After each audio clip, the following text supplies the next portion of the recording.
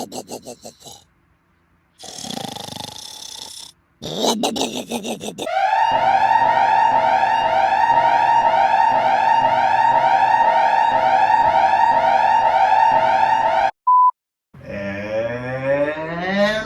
is going on, everybody? It is Lucas. Welcome back to the Centralian Exotics YouTube channel.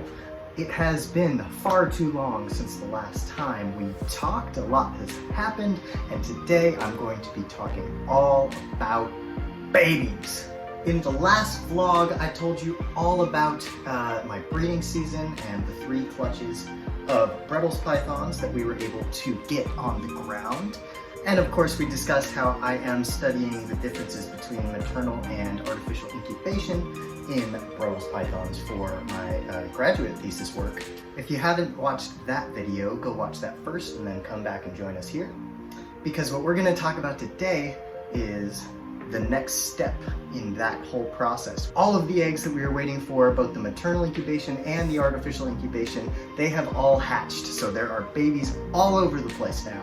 And this big beautiful mom is Bertha. She had a beautiful clutch of hypo het stripe Bredli's pythons. Her clutch was one of the ones that was reared artificially, and one of the things that has allowed me to do is, because she hasn't been wrapped around the eggs the entire time that the other moms were working on their clutches, I've been able to feed her for the past few months. So as you can see, her body condition is completely back. She's looking great. She has a really nice Immediately after she laid the clutch, she looked like a pancake. She looked like somebody had flattened her entire body, but that is no longer the case. Now she's got all of her fat reserves back, everything that she put into her clutch of eggs, which by the way, was about 33% of her pre-cooling body weight went into generating that egg mass. She's got that all back, so she's back in good shape. She's feeling good, she's looking good, and she will certainly be ready to breed again next season, which is great because I need to keep adding to my sample size for my study. So that is one of the benefits of artificial incubation. You get to start feeding again quicker. And she's just so cool. Look at that striping, you love to see it. And so, like I said, all of the eggs have hatched. We had a 100% success rate for all of the eggs that were fertile. That's both with the maternal clutches and the artificial clutches. Every single egg that was good to begin with hatched. So you might be thinking, well, what does that mean? There were eggs that weren't good. Yes, that is the case. So I know in the last video, I said that we had all fertile eggs, all perfect, no slugs. Well, rookie mistake. I was wrong. When you think of slugs, you think of those really clearly not good, shriveled, yellow, dud eggs. At least that's what I always thought of when I thought of slugs. But what I learned this season is that some of the eggs that came out of snakes like Bertha that looked completely perfect, completely calcified, perfect white eggs, they look just like all the other ones, can also be slugs. Those are called fully shelled infertils.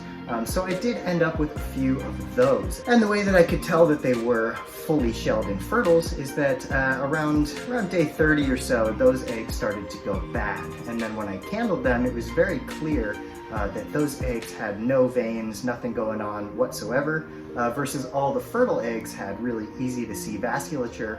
And I'm also a total nerd, so of course I cut open all of the bad eggs, and I could see that they had nothing inside of them except for nasty, hardened, smelly white goo. There was never gonna be a snake coming out of those eggs. So did have a few of those, but again, everything that was fertile and had a chance to hatch, hatched. All that being said, let's look at some of this year's babies. Babies! So here is one of those beautiful hatchlings. This one is from the very first clutch of hypo stripes. This clutch hatched out on August 22nd, so these are a few weeks old at this point. It was the first clutch to hatch, about 2 weeks ahead of the other two. And as you can see, they hatch out pretty dang big. This was a maternally incubated clutch, and this is a hypo stripe. Double visual, 50% hypo, and genetic stripe.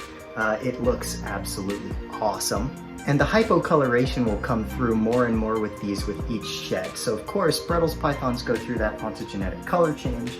They are born as kind of drab brown noodles, and then with each shed, as they age, they get more and more of that color that they're known for, that brick red beautiful color. And of course, something that is hypomelanistic is going to be even brighter, more colorful, and so that is all going to happen with each subsequent shed. All of this clutch has had their first shed. For those of you that don't know, when a baby python is born, a few weeks later, they have their first shed, get that egg skin off, and then from there you can start trying to feed them. So this first clutch is all shed out, and I've offered food. I think I have 15 out of the 22 babies feeding already, most of them on frozen, so I'm super excited about that. Feeding trials have gone well so far. My other two clutches were born between September 3rd and September 4th, just about, so those ones have not shed yet. Let's look at one of those. And this here is a little male stonewashed Bredli's python. And of course, he's so fresh, he has not shed yet. And you can see before they shed, they kind of have a weird thing going on with their skin. They don't look nearly as good as the babies that have that first shed. So these guys should shed out in a week or two, and then I will start offering first meals to them. They're looking really good, really healthy, and I'm really excited to have a couple stonewash that popped out this year.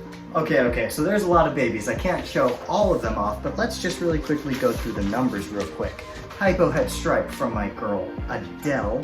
That clutch we ended up with 22 babies. There were 10 males and 12 females. Then in the next clutch from Bertha, who you saw earlier, we ended up with 14 babies. So a bunch of those eggs were the fully shelled infertils, but we got 14 babies, 8 males and 6 females. And then to round it out, we had the double het clutch, double het stonewash stripe from Goji. That ended up being 13 eggs, 8 males and 5 females. Those are the totals for the year. With all that being said, let's do a baby compilation now. I'll see you in a second.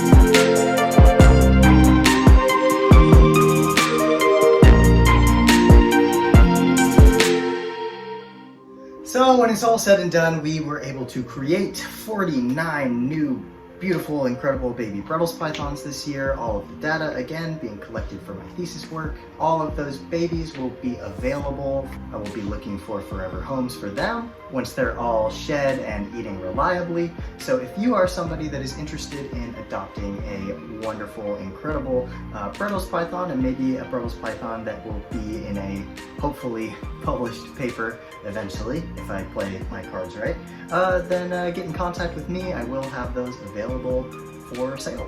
That is the main thing that I wanted to turn the camera on and talk about today. Just how cool is it that we made so many babies? But there is one other thing to talk about. Let's head to the quarantine room. And that is right. I do have a couple new additions that are in quarantine at the moment. I was able to pick up a pair of highlighter line jungle carpet pythons. And these things are just absolutely insane.